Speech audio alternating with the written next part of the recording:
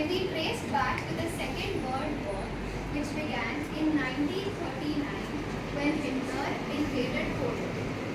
The Second World War took place between two major alliances, the Axis powers and the Allied powers. By 1943, Italy surrendered, and on 30th April 1945, Hitler committed suicide. Germany surrendered thereafter. However, Japan was not willing to surrender. So, America led Operation Downfall. The last major war between America and Japan was the Battle of Okinawa, which the US eventually won, but this battle faced an unimaginable loss of life. The US and the Allies thought that the war would be long gone, since the Japanese people were so brainwashed that they wouldn't be willing to surrender. So they had to come up with some alternatives. On 12th April 1945, the then US President Franklin D. Roosevelt passed away, and the Vice President Harry Truman had become the new US President.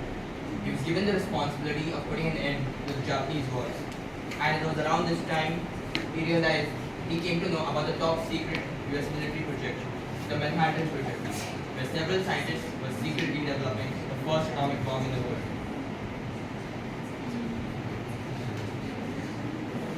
An atom bomb is based on a gun-type fusion mechanism. An explosive detonator causes a small uranium cylinder to crash into a bigger one that drives the uranium to a superficial level of sparking a self-sustaining nuclear reaction.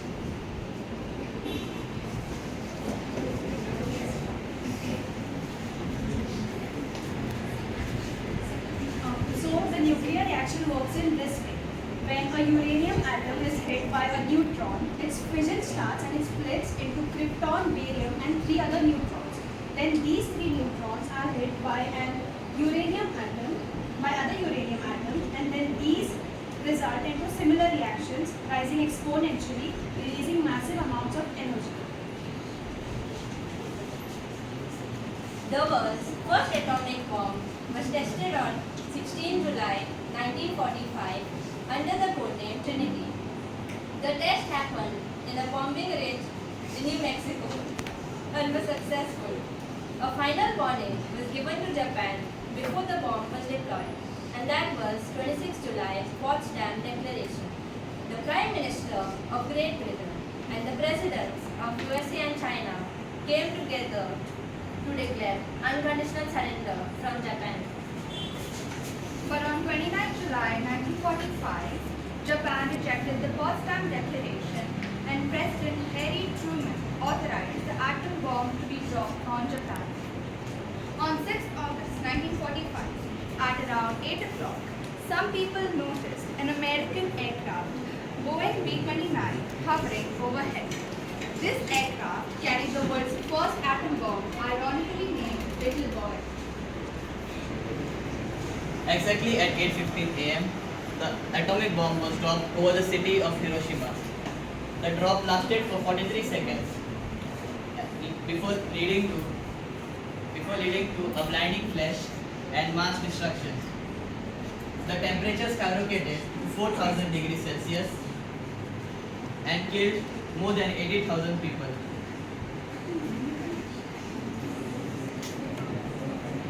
The survivors talked and Sibakusha said that the flash of light heavily blinded people and the explosion left many people with permanent or hearing loss. Due to the high temperature, people were instantly vaporized. This happened so quickly that only the shadows of people remained. Due to the high temperature, people were instantly vaporized. The winds almost created a hurricane. The sky was covered with black clouds. 70% of the buildings in Hiroshima swiped out. 90% of the healthcare workers were killed. Those who survived died couple days later or months due to radiation. After all of this, Japan still did not surrender. In response to this, America dropped another atom bomb named as Fat Man on Nagasaki after 3 days later. India on 9 August 1945. Thank you.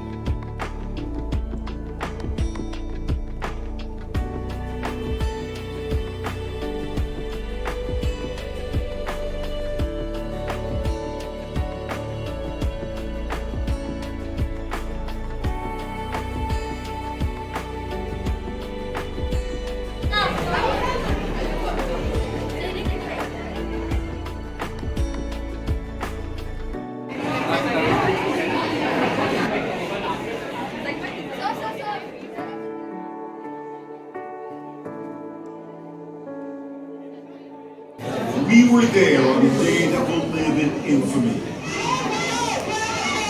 Inside Edition's Nat Mahar was one of the first reporters on the scene. Hey, I think explosion is just occurred. Everybody hold from the entire financial district now. The smoke is filling the entire area. Let's go! No, go! Stop shooting, Matt, go! Cameraman Brad Waite captured moments never to be forgotten. Mayor, any idea how this happened? Right now. Correspondent April Woodard was already there when she encountered Mayor Rudy Giuliani, who was getting his first look at the disaster. As you can see, there's debris all over. It looks like it's snowing out here in downtown Manhattan.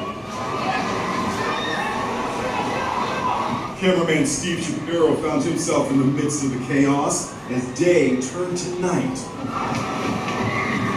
Shapiro recorded scenes of utter devastation. It was almost apocalyptic. Everybody go down to the sub basement. He followed these desperate people as they sought safety in a bomb shelter. Let's get in here! A filmmaker who was shooting plumes of smoke was pulled into a juice bar just as daylight turned to dark. My God! You're right! Oh my God, you saved my life! Others hid in a deli. Unforgettable moments from one of America's most tragic days.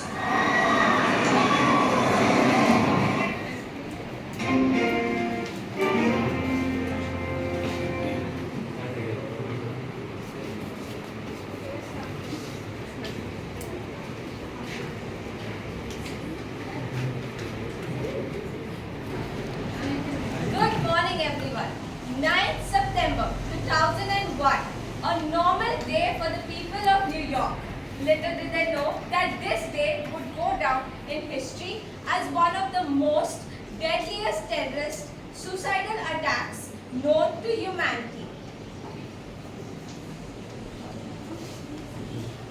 Little did the New Yorkers know that the four commercial airlines, namely two Boeing 767 and two Boeing 757, which had taken off from the east coast of US, from the airports in Boston, New Jersey, Loudoun, and Virginia, were under hijack by 19 terrorists which was belonging to Al-Qaeda, or terrorist organization founded by Osama bin Laden, which was operated in various countries in the world, mainly Iraq, Afghanistan, Pakistan, and Sudan.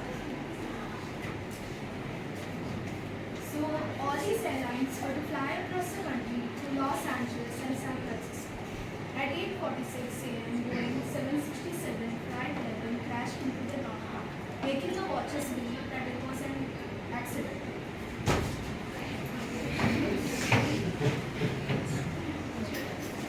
Minutes later, at 9:03 a.m., Boeing 767 Flight 177 crashed into the South Tower, confirming that this was a coordinated terrorist attack and not an accident.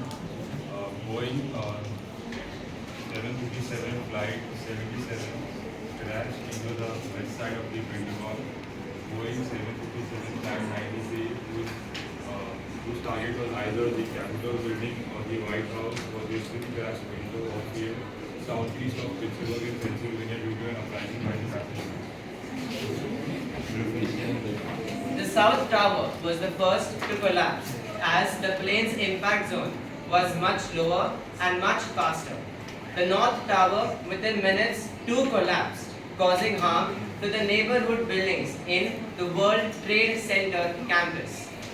The total death toll came to around 3,000, making it one of the most deadliest attacks in the history of US in terms of people killed and injured.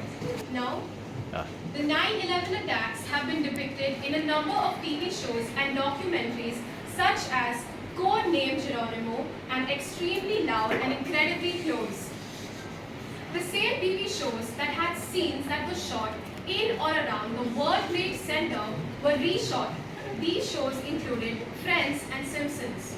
In retaliation, major US forces such as the CIA and the JSOC conducted the Operation Neptune Star, which involved the killing of Osama bin Laden at his residence in Abbottabad in Pakistan.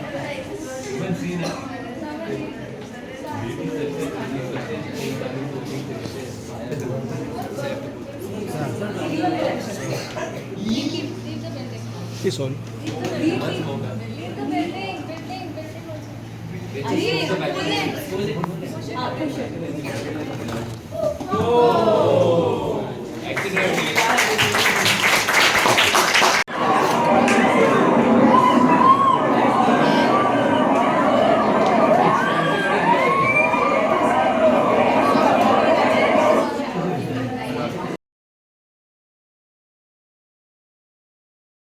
Hi guys, so today I'm going to speak on our history project, the Auschwitz concentration camp. This camp was in Nazi Germany during the World War II. This camp consisted of more than 40 camps, including a concentration camp and an extermination camp. It was operated by Nazi Germany in occupied Poland in the period of 1939 to 1945. Jews from all over the occupied Europe was brought here either to be gassed or to be starved to death or murdered. This place became a major site for the Nazis' final solution to the Jewish question. The camp consisted of Camp 1, which was used as a labor, which was like the main camp. The Camp 2, which was used as gas chambers, and the Camp 3, which was used for the labor work. At first, the camp was an army barrack, which was later converted into concentration camps. The first prisoners of this camp were the Poles and the Soviet soldiers, from which either they were executed, or they were exhausted, or they were starved to death, or they were beaten.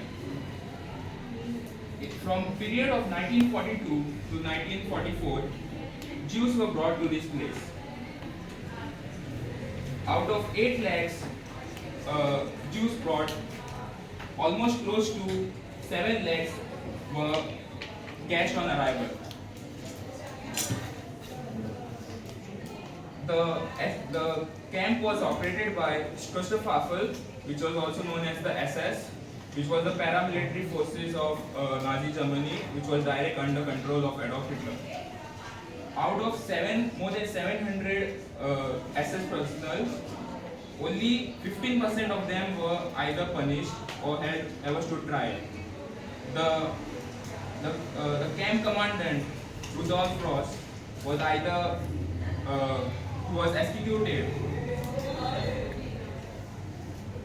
As the Soviet army was approaching the west, the Germans had no choice either to kill them all or to take them to the death march. So they took them to the death march into deep inside Germany and Austria. As the Soviets reached the camp on 27 January 1945, they liberated it. This day was known as International Holocaust Remembrance Day. Now the Auschwitz camp is now changed into as a World Heritage Site by UNESCO. Out of this place, thing is 1.3 million people brought over here, 1.1 million people were killed. It is the single largest mass murder site in the world. So we have the photos over here. So we have the international recognition, how the Auschwitz camp got its recognition from the UNESCO and the international initiatives, and it had a global, also global impact. The international recognition of Auschwitz has contributed to the broader understanding of the Holocaust and the importance of preserving such sites as a testament to resilience and human spirit. And then what we learned from history of Auschwitz is we prevented genocide, promoted tolerance and challenges of remembrance. So Auschwitz served as a stark reminder of consequences of unchecked hatred and discrimination, emphasizing the need for global efforts and preventing future genocides, and etc. Then we have all the experiences of prisoners' experiences in their life in the concentration camp. They were given forced labor, and many of the prisoners were, suffering with health issues, and you could see a lot of weak people who were there. And as you can see, we have some prisoners here who were kept, and the condition that they were in, they were really given hard forced labor, and they were treated very badly. And those who are even more weaker weren't even kept alive, and they never got to see the light of day. And that's what caused the Holocaust, and many people, many Jews were killed, and caused mass murder and deportations and selections. And there were some survivors who tried to escape, but it was not foretold. But there were some family members who told the story about their ancestors and their grandparents who suffered in the gas chambers and who were killed. And the perpetrators and collaborators. So SS personnel, the camp was operated by the Secret Service, who was responsible for the implementation of the Nazi regime policies, including the orchestration of mass murder and the administration of the camp. And the collaboration and complexity, the complexity of the local authorities and the collaborators in facilitating the operations of Auschwitz raises complex questions about the role of individuals and the institutions in enabling genocide. And we also have the legal accountability as well. And the liberation and the aftermath. So liberation and rescue, there were some who were rescued out of this camp, some who survived, but there were barely any few people who survived from this camp. And the liberation of Auschwitz by the Allied forces, let's say the British, the American, or the Russian. The liberation of Auschwitz by Allied forces brought an end to the suffering of survivors, marking a moment of hope and relief amidst the devastation and losses. Thank you.